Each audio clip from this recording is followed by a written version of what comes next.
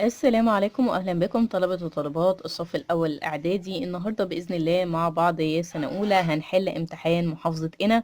طبعا يلا بينا نبتدي نحل الامتحان. السؤال الاول معانا الف، اختر اجابه صحيحه مما بين الاجابات المعطاه. رقم واحد، وحده قياس القوه تسمى نقط. طبعا الاجابه الصحيحه انه القوه وحده قياسها هي نيوتن. أما بقى العبارة رقم اتنين، عند رج علبة ماء فإن الطاقة اللي بيبذلها الشخص بتتحول إلى طاقة نقط. طبعا الإجابة الصحيحة إن هي بتتحول لطاقة حرارية. أما بقى العبارة رقم تلاتة، عنصر الصوديوم من نقط. طبعا عنصر الصوديوم من العناصر النشطة جدا، يعني هنختار ألف. أما بقى العبارة الرابعة والأخيرة معانا، أي الأشكال البيانية التالية اللي بتعبر عن درجة الحرارة، حرارة الأجسام وسرعتها. طبعا كل ما درجة الحرارة ارتفعت كل ما السرعة ارتفعت، يعني معنى كده ان الاتنين أو الحاجتين ما بينهم علاقة طردية. كل ما درجة الحرارة تزيد كل ما السرعة تزيد، يعني هنختار الشكل رقم ألف. كده بالشكل ده نكون انتهينا من حل ألف في السؤال الأول. تعالوا بينا بقى ننتقل لب، وب بعنوان صوب ما تحته خط. رقم واحد معانا، حجم مخلوط الماء وكحول أكبر من مجموع حجميهما قبل الخلط. طبعا التصويب أو التصحيح إنه حجم مخلوط الماء والكحول بيكون أقل من حجمه قبل الخلط، ده لأن الكحول بيدخل في المسافات البينية الموجودة في المية. أما بقى العبارة رقم اتنين، الحشرات لها 4 أزواج من الأرجل المفصلية. طبعا التصويب أو التصحيح إن هي بيكون ليها 3 أزواج، يعني بدل 4 هيكون 3. أما بقى رقم 3، الإلكترون جسيم شحنته متعادلة.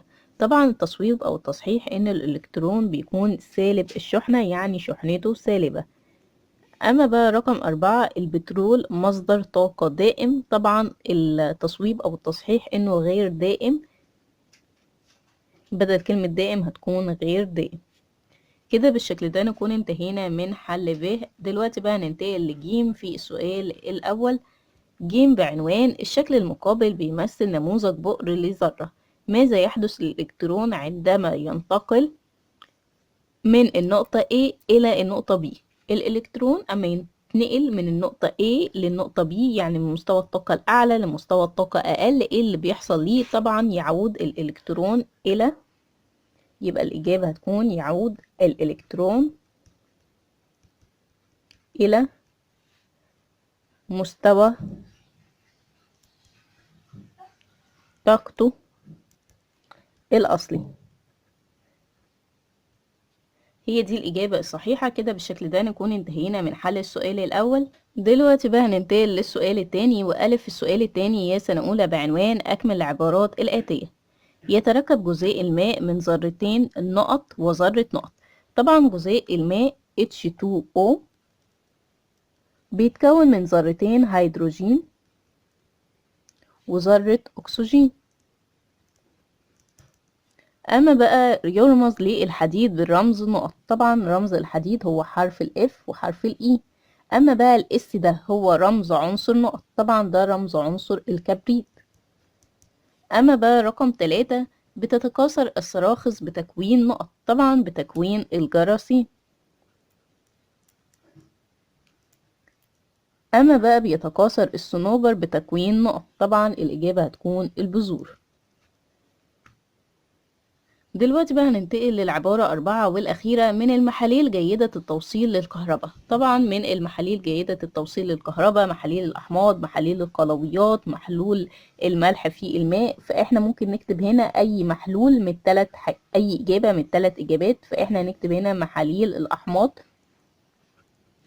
أما بقى بينما إيه رديئة التوصيل للكهرباء. طبعا اللي رديء التوصيل للكهرباء هو محلول السكر في الماء، فهنكتب هنا كده محلول السكر في الماء.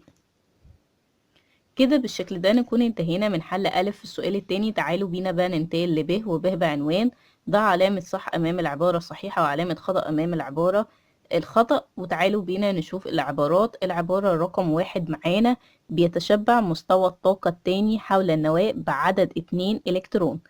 طبعا العبارة دي هتكون عبارة خطأ، لأن مستوى الطاقة التاني اللي هو طبعا أول مستوى طاقة هو K، بعد كده ال L، طبعا ده بيتشبع ب8 إلكترون، يعني معنى كده إن العبارة دي هتكون عبارة خطأ، فهنكتب كده خطأ. أما بقى العبارة اللي بعدها، درجة الانصهار هي درجة الحرارة التي عندها بتتحول المادة من الحالة السائلة إلى الحالة آه، الغازية. طبعا العبارة دي برضو هتكون عبارة خطأ، لأنه درجة الانصهار هي الدرجة اللي بتتحول عندها المادة من الحالة الصلبة إلى الحالة السائلة. أما بقى العبارة التالتة، الحشرات والعنكبوتيات وعديدة الأرجل حيوانات لا فقارية. طبعا العبارة دي هتكون عبارة صواب. أما بقى العبارة اللي بعدها والعبارة رقم 4، بيسبب التليفون المحمول تلوث كهرومغناطيسي. طبعا الإجابة دي أو العبارة دي هتكون صواب. كده نكون انتهينا من حل ألف في السؤال التاني. تعالوا بينا بقى ننتقل لجيم، وجيم بعنوان: أراد محمد قياس كثافة حجر غير منتظم. هو عايز يعرف كثافة حجر غير منتظم الشكل، بس كتلته 40 جرام. فقام أولا بتعيين حجم الحجر كما بالخطوتين التي يمثلها الشكل المقابل. هو عايز يعرف كثافة الحجر، وعشان يعرف الكثافة مطلوب انه يجيب الحجم، لانه الكثافة القانون الخاص بيها. تعالوا بينا نكتب كده قانون الكثافة، لانه طالب مني في المسألة الكثافة، والكثافة طبعا القانون الخاص بيها بيقول انه الكتلة على الحجم. طب انا عندي دلوقتي كتلة الحجر غير المنتظم كتلته 40، لكن الحجم عندي مجهول او مش عارفاه. الحجم بقى تم تعيينه بالطريقة دي زي ما احنا شايفين في الرسم، انه كان عنده 100 سنتي مكعب من الماء، وطبعا اما ضاف لي الحجر المية زادت 20 سنتي زي ما احنا شايفين في الرسمة الأولى. أما ضاف الحجر الماء زاد 20 سنتي، يعني معنى كده إنه أول حاجة هجيبها هو حجم الحجر. الإجابة هتكون إن أول حاجة حجم الحجر هيساوي حجم الماء والحجر ناقص حجم الماء. وطبعا حجم الماء والحجر زي ما احنا شايفين في الخطوة التانية، 100 زائد 20 يعني 120، وحجم الماء بس 100. كده النتيجة هتطلع 20 سنتي مكعب، هو ده حجم الحجر غير منتظم الشكل. دلوقتي بقى بعد ما جبنا الحجم واحنا عندنا اصلا الكتلة من المعطيات في المسألة، هنبتدي ان احنا نكتب قانون الكثافة. والكتلة على الحجم 40 على 20 طبعا هتساوي 2 جرام لكل سنتيمتر مكعب. كده نكون انتهينا من حل السؤال التاني في الامتحان. تعالوا بينا بقى ننتقل للسؤال التالت يا سنة أولى. وألف في السؤال التالت: اكتب المصطلح العلمي الدال على كل عبارة من العبارات الآتية. العبارة معانا الأولى: مجموع طاقتي الوضع والحركة لجسم. طبعا المصطلح العلمي الخاص بالعبارة دي هو هيكون الطاقة الميكانيكية. هنكتب هنا كده الطاقة الميكانيكية. أما بقى العبارة اللي بعدها: تحور في سلوك الكائن الحي في أوقات محددة من اليوم أو السنة. طبعا احنا عارفين يا سنة أولى إعدادي إنه طالما التحور في السلوك يبقى ده أكيد التكيف. شطار، برافو عليكم، التكيف السلوكي. يلا بينا نكتب كده مكان النقط تكيف سلوكي. أما بقى العبارة 3: مقدار الطاقة اللي بيكتسبها أو يفقدها الإلكترون للانتقال من مستوى طاقة لآخر. طبعا ده بنقول عليه الكم أو الكوانتم. أما بقى العبارة 4 والأخيرة: نبات أخضر ذات التغذية بيتغذى على الحشرات. طبعا النباتات اللي بتتغذى على الحشرات المصطلح العلمي الخاص بيها نباتات مفترسة أو نباتات أكلة الحشرات، يبقى نباتات مفترسة. كده نكون انتهينا من حل ألف في السؤال التالت. تعالوا بينا بقى ننتقل لب، وب بعنوان: استخرج الكلمة غير المناسبة. تعالوا بينا يلا نشوف الكلمات والحاجة غير المناسبة فيها. والمجموعة فيها الأخطبوط، دوت الأرض، القوقع الصحراوي، وقنديل البحر. طبعا الحاجة الغير مناسبة هو القوقع الصحراوي. طب ليه؟ لأنه القوقع الصحراوي ده من الحيوانات ذات الدعامة طبعا، لكن الأخطبوط، دودة الأرض، وقنديل البحر حيوانات رخوة. أما بقى العبارة اللي بعدها: الأسد، النمر، الذئب، المدرع. طبعا حاجة المختلفة ما بينهم المدرع، وده لأنه ده من الثدييات عديمة الأسنان، يعني ما عندهاش أسنان، لكن طبعا الأسد والنمر والذئب دول من آكلي اللحوم، فطبعا بيكون عندهم أسنان وأنياب. أما بقى رقم 3 الحديد، النحاس، الكبريت والألمونيوم، طبعا الكلمة غير المناسبة فيهم هتكون هي الكبريت، طبعا لأنه الباقي بيعتبر من الفلزات النشطة نسبيا اللي بتتفاعل مع الأكسجين. أما بقى رقم 4 الزئبق، الإلكترون، البروتون، النيوترون، طبعا الحاجة الوحيدة المختلفة هي الزئبق لأنه الباقي دي من جسيمات الذرة. كده بالشكل ده نكون انتهينا من حل ب. دلوقتي بقى ننتقل لجيم، وجيم بعنوان من الشكل المقابل ما الرقم الدال على انتقال الحرارة بالحمل مع التفسير. طبعا احنا عارفين ان الحرارة ليها 3 طرق للانتقال، هما الإشعاع والتوصيل وكمان الحمل. دلوقتي احنا معانا رسمة، والرسمة دي عبارة انه اناء فيه سائل، الاناء ده طبعا على النار او على الحرارة. وطبعا ايه الرقم اللي بيدل على انتقال الحرارة بالحمل؟ طبعا الحرارة بتنتقل بطريقة الحمل من خلال الأوساط السائلة، فطبعا يبقى كده الرقم الدال هيكون رقم 2. طب ليه رقم 2؟ طبعا إجابة هتكون لأن الحرارة تنتقل بالحمل خلال الأوساط السائلة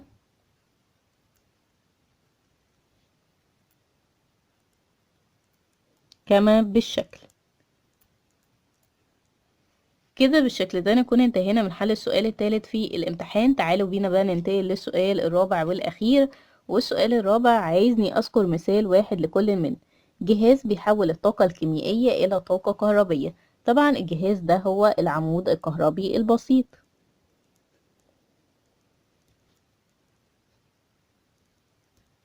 أما بقى رقم 2 جزيء عنصر بيتكون من ذرتين. طبعا جزيء العنصر اللي بيتكون من ذرتين هو البرو. أما بقى رقم 3 النباتات لا تتميز إلى أوراق وسيقان وجذور. طبعا النباتات دي زي الطحالب سواء الحمراء أو الخضراء، يبقى نكتب كده الطحالب.